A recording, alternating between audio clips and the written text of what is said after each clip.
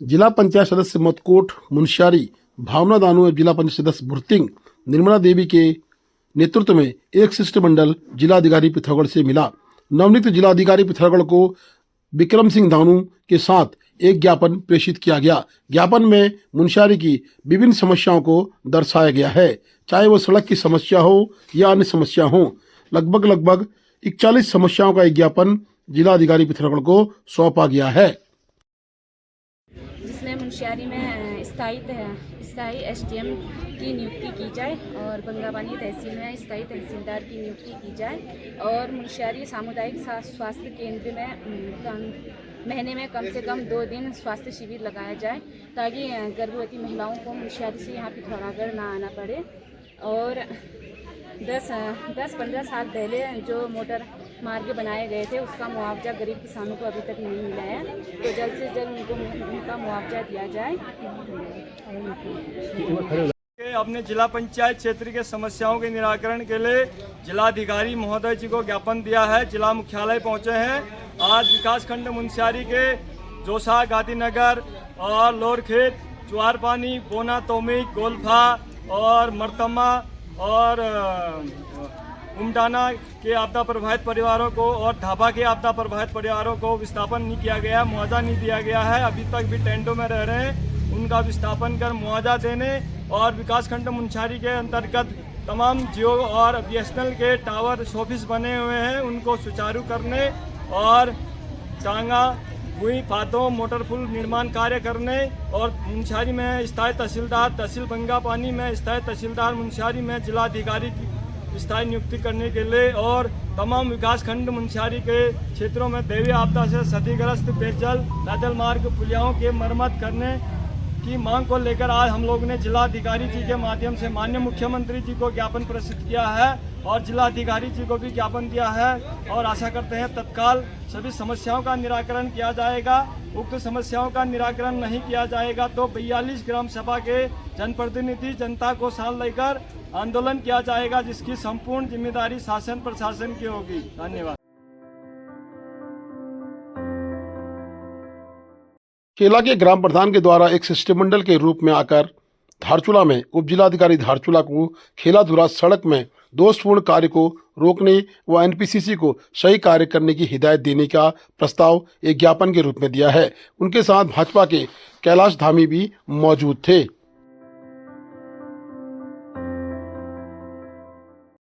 प्रदीप दरियाल के दोषियों को तत्काल गिरफ्तार करने की मांग को लेकर लगातार कैंडल मार्च निकल रहे हैं।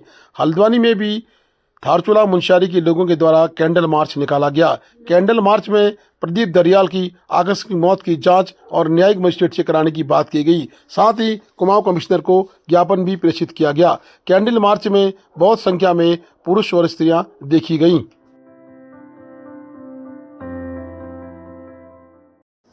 मैं इस वक्त धारचूला के जवाहर सिंह नबियाल स्टेडियम में खड़ा हूं।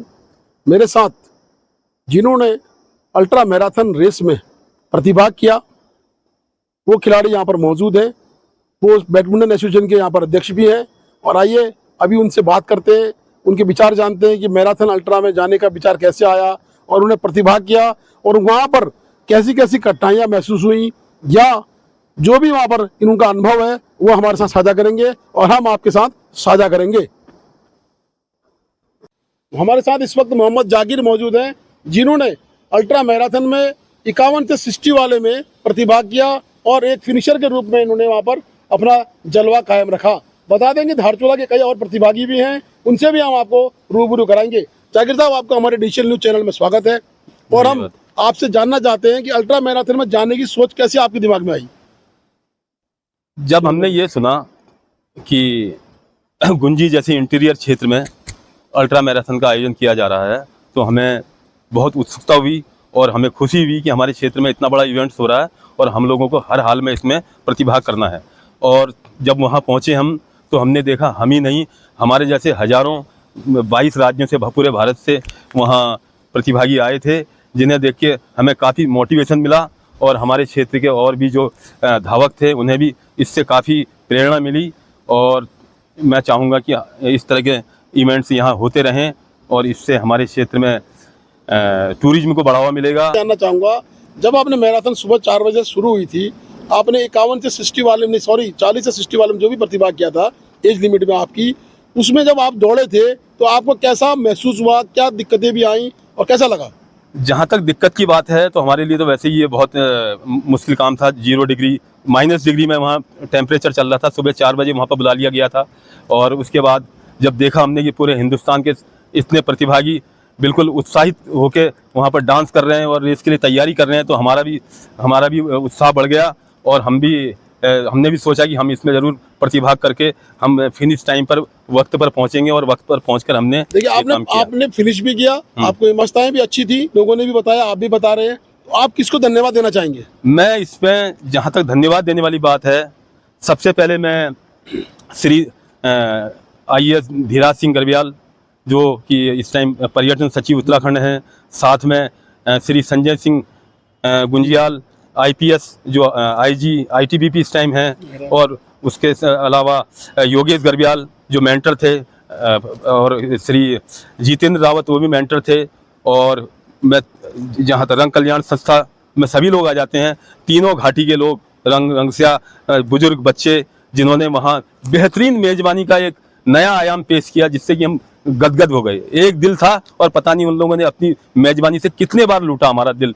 और मैं चाहता हूं कि ये लोग तो कह रहे हैं ये राष्ट्रीय लेवल का इवेंट था, लेकिन मेरी नज़र में ये अंतर्राष्ट्रीय लेवल का था, क्योंकि हर वक्त एयर एम्बुलेंस तैयार थी, मोटर एम्बुलेंस तैयार थी, स्ट्रेचर तैयार थे, डॉक्टरों की टीम तैयार थी, और तीनों सेनाएं वहाँ पर तैयार थी, BRO SSB और ITBP और सेना के जवान तैयार थे। कोई भी किसी तरह की अनहोनी हो जाए उसके लिए पूरी वहाँ की जनता, दारमा, ब्यास, चौदास, यहाँ तक कि तिनकर छांगरू वाले तक बिल्कुल तत्पर थे हर समय। और क्या मेज़बानी का उन्होंने नज़ारा पेश किया कि हम तो बस दिल लुटा के आए। और आने वाले कल में हमारी ये दुआ है कि वहाँ इस तरह का इवेंट करा जाए जिससे कि टनकपुर से लेकर हल्द्वानी से लेकर ये प्रथम गांव खूटी, दारमा और ब्यास और क्या नाम कहा चौदास, इन तीनों जगहों के सीधे वहाँ से यहाँ तक के लोगों को रोजगार मिले और रोजगार मिलेगा और इससे टूरिज्म में बूस्ट होगा। बिल्कुल, हमारी टीम ने भी आपके साथ वहाँ पर दौड़ लगाई थी, हम लोग भी वहाँ पर थे, तो आप जो मीडिया के लोग थे या जो लोग सराहनीय कार्य कर रहे थे उन सबको आपने थैंक यू दिया है। तो मैं आपको हमारे चैनल के माध्यम से भी धन्यवाद दूंगा और शुभकामनाएं दूंगा कि आने वाले समय में भी ऐसी रेसें होंगी तो आप लोग प्रतिभाग करें और धारचूला क्षेत्र के अन्य लोग भी इसमें हैं। और मैं इस लायक तो नहीं, लेकिन एक जो लोग ये आयोजक थे इसके और जो मेंटर थे, मैं एक राय देना चाहूँगा कि वहाँ पर आने वाले कल में अगर कोई बेहतरीन इंडोर इवेंट्स भी कराया जाए, वो लोग सक्षम है, करा सकते हैं। वो लोगों की सोच बहुत बड़ी है और वो लोग इसमें सक्षम है। अगर 2-4 इंडोर टूर्नामेंट भी वहाँ पर आयोजित की जाए जिसमें कि हिंदुस्तान के बड़ी से बड़ी खिलाड़ी वहाँ पहुँचें, तो ये और ज़्यादा मतलब बहुत ही वृहद स्तर पर ये कामयाब होगा। और इससे हमारे क्षेत्र टनकपुर, हल्द्वानी से लेकर पूरे लाइन के लोगों को रोजगार मिलेगा, लोगों के चूल्हे जलेंगे, लोगों की दुआएं इन तक पहुँचेंगी। मैं इसके लिए ये इस चीज़ की शुभकामनाओं के साथ अपने शब्द पूरे करता हूँ। ठीक है, धन्यवाद जाकिर साहब।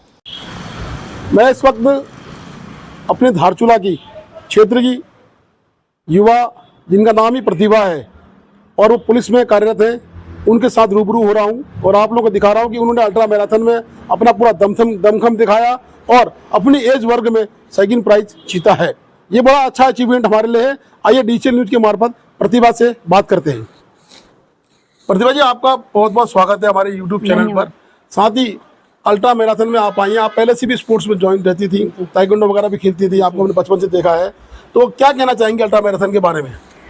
ये मतलब हमारे क्षेत्र के विकास के लिए युवाओं को गलत रास्ते से सही रास्ते पे लाने के लिए बहुत अच्छी पहल है, जिसे मैं ऑर्गेनाइजिंग टीम और ऑर्गेनाइजिंग सचिव श्री धीरज गर्ब्याल जी का और जो भी समस्त जितने भी लगे हुए थे इस टीम को सक्सेसफुल बनाने में, बहुत अच्छा आयोजन, ऐसे ही आयोजन होते रहने चाहिए ताकि हमारे युवाओं को नई प्रेरणा मिले। आपने कितने किलोमीटर में प्रतिभाग किया था? मैं 5 किलोमीटर ओपन में 5 किलोमीटर की रेस में आपने प्रतिभाग किया, तो सुबह सुबह जब आप उठी और जब रेस लगाई तो कैसा महसूस हुआ, क्या फीलिंग आई और क्या दिक्कतें भी हुई? सबसे पहले ये हमारी देवभूमि, मतलब भगवान जहाँ खुद खड़े हैं वो चीज़ देखना ही अपने ऊपर बहुत बड़ी बात है। तो मुझे लगता है कि बहुत ही मतलब इतना शानदार अनुभव शहरों में नहीं मिलता है जो यहाँ मिला है। तो आप धारचूला के युवा और युवकों से क्या कहना चाहेंगी इस बारे में कि देखिए आगे कैसा सोचना चाहिए? उन्होंने अपने जैसे नशे की प्रवृत्ति बढ़ रही है, कई चीजें हैं, तो क्या आप कहना चाहेंगी? देखिए चॉइस आपकी रहती है। कुछ चीज़ें, जो चीज़ें गलत रहती है वो जल्दी आप गालियाँ जल्दी से दे सकते हैं बिना पर जो तपस्या है, जो अच्छी चीज़ें थे, वो खुद के अंदर डिसिप्लिन लाके एक डेडिकेशन के साथ आपको आगे बढ़ना है, तो उसकी राह भी अच्छी रहती है। मेहनत करके अगर मैं नौकरी कर रही हूँ, कमा रही हूँ, फिर घूम भी रही हूँ, तो मुझे भी अच्छा लग रहा है कि हाँ मैं सही रास्ते पे हूँ। तो आप लोगों को भी अच्छी ऊंचाइयाँ, अच्छा अचीवमेंट मिल सकता है। आप बाकायदा अनुशासित रहें, अपने लक्ष्य के प्रति जागरूक रहें। देखिए, इन्होंने एक बहुत बड़ी बात की है कि आप अनुशासित रहें, लक्ष्य के प्रति जागरूक रहें। इनकी सोच बड़ी अच्छी है। ये धारचूला की खुद रहने वाली हैं और धारचूला के युवा युवतियों से मैं निवेदन करूंगा कि प्रतिभा ने जो स्ट्रगल किया, आपने बचपन से देखा है, स्पोर्ट्स में काफ़ी आगे थी, ताइक्वांडो में काफ़ी आगे थी, आज ये सब इंस्पेक्टर की पोस्ट में देहरादून में कार्य कर रही हैं, तो एक सीख लेने वाली बात है। धन्यवाद प्रतिभा जी, आप हमसे जुड़ी। Thank you. माइक दी। Please do like, share and subscribe DCL News.